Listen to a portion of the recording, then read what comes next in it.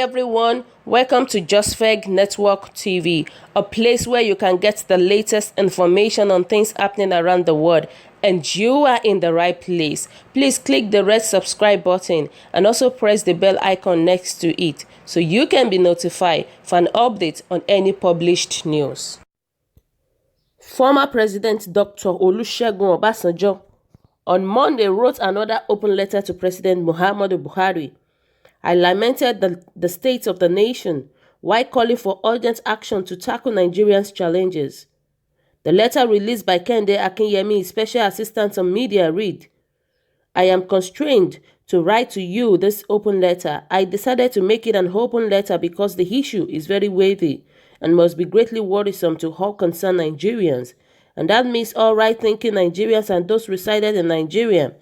Since the issue is momentous concern to all well-meaning and all right-thinking Nigerians, it must be of great concern to you. And collective thinking and dialoguing is the best way of finding an appropriate and adequate solution to the problem.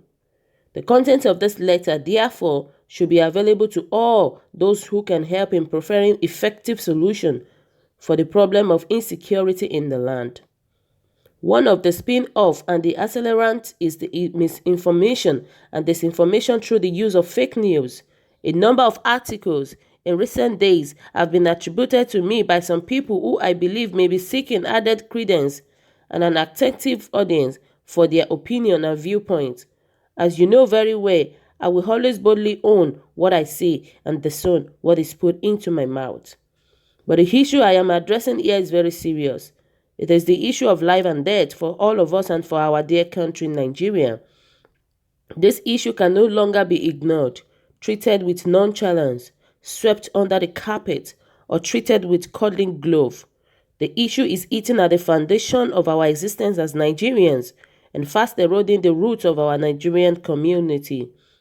I am much more worried and afraid that we are on the precipice and dangerously reaching a tipping point where it may no longer be possible to hold dangers at bay.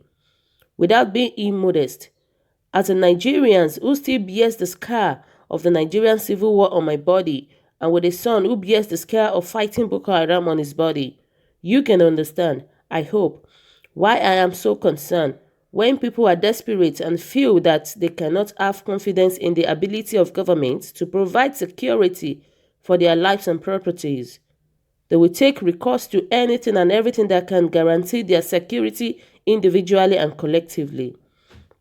For over 10 years, for 4 of which you have been the captain of the ship, Boko Haram has menacingly ravaged the land, and in spite of the government's claim of victory over Boko Haram, the potency and the activities of Boko Haram, where they are active, remain undiminished.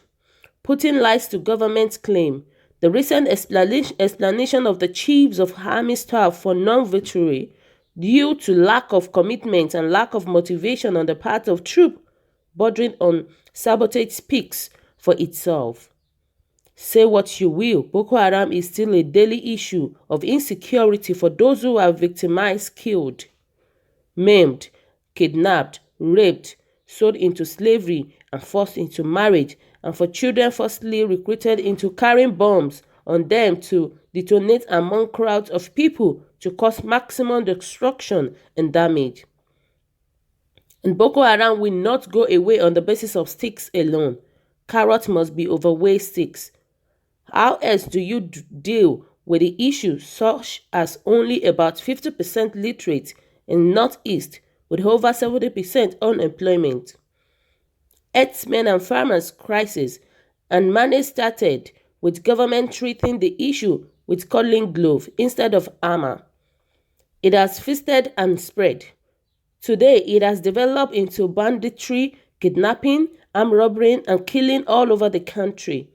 The unfortunate situation is that the criminality is being perceived as a Fulani menace unleashed by Fulani elites in the different parts of the country.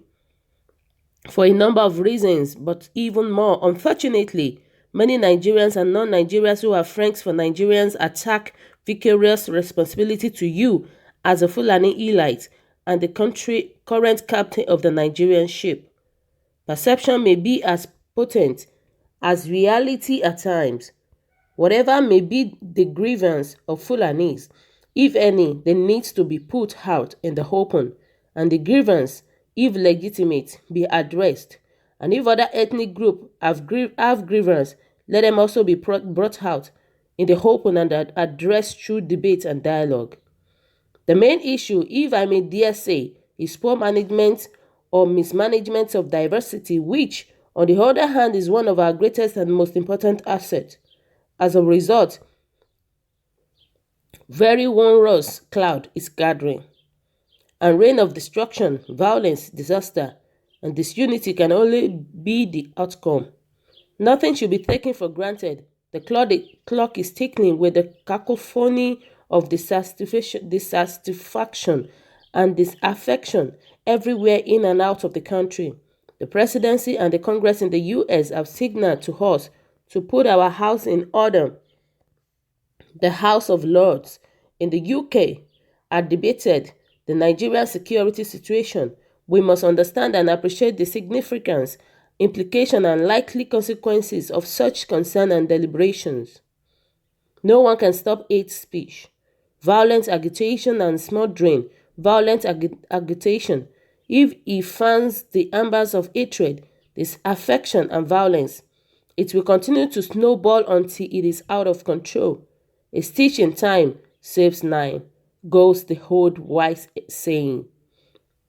With the death of Funke, Chief Fashorete's daughter, some sympathetic Nigerians group are saying enough is enough.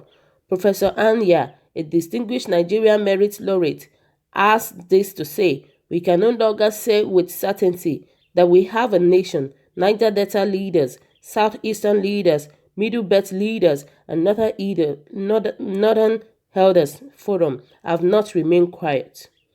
Different ordinaries, Nigerian at home and abroad, are calling for different measures to address or ameliorate the situation. All the calls and cries can only continue to be ignored at the expense of Nigerian unity, if not its continued existence. To be explicit and without equivocation, Mr. President and General, I am deeply worried about four avoidable calamities: abandoning Nigeria into the hands of criminals who are all being suspected, rightly or wrongly, as Fulanis and terrorists of Boko Haram type; spontaneous or planned reprisal attack against Fulanis, which may inadvertently or mushroom into pogrom or Swadan-type genocide that we did not believe could happen, and yet it happened. Similar attacks against any other tribes or ethnic group anywhere in the country, initiated by rumors, fear, intimidation, and revenge capable of leading to pogrom. Violent uprising beginning from one section of the country and spreading quickly to other areas and leading to dismemberment of the country.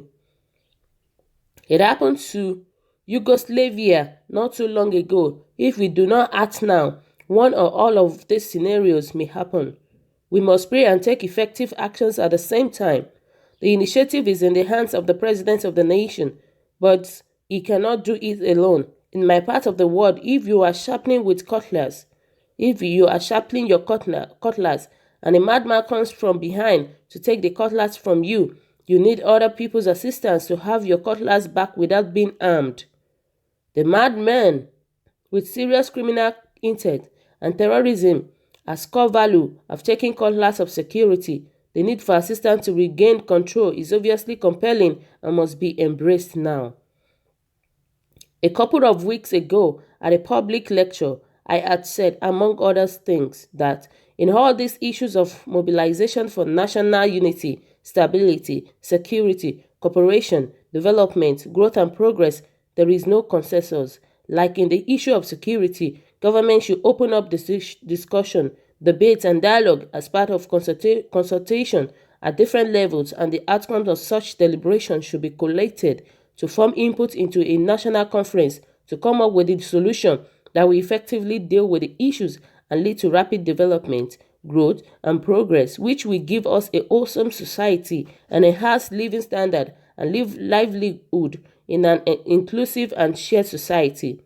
It will be a national program, We need unity to propose a nationally accepted strategy, roadmap that will not change with whims and caprice of any government. It must be owned by the citizens, people's policy and strategy implementation by the government, no matter its colors and leaning. Some of the groups that I will suggest to be contacted are traditional rulers, past head of service, no matter how competent and incompetent they have been and how much they have contributed to the mess we are in. Past head of paramilitary organization, private sectors, civil society, community leaders, particularly in the most affected area, present and past local government leaders, religious leaders, past heads of states, past intelligence chief, past heads of civil service, and relevant current and retired diplomats, members of the opposition and any groups that may be deemed relevant. The president must be seen to be addressing this issue with utmost seriousness and with maximum dispatch and getting all hands on deck to help. If there is failure, the principal responsibility will be that of the president and no one else. We need cohesion and concentration of effort and maximum force, political, economy, social, psychological, and military, to deal successfully with the menace of criminality and terrorism separately and together. Blame game among own forces must be avoided. It is debilitating and only helpful to our adversary. We cannot slither away. It is time to confront this threat headlong and in a manner that is holistic, inclusive, and purposeful. For the sake of Nigerians and Nigerians, I pray that God may grant you, as our president, the wisdom, the understanding, the political will, and the courage to do what is right when it is right and without fear or favor. May God save, secure, protect, and bless Nigeria. May He open to us a window of opportunity that we can still use to prevent the worst happening. As we say in my village, may God forbid bad things. This is what we have for you today. What is your opinion about this issue right now? Please kindly put your comments at the comment section below. Thank you all for listening once again.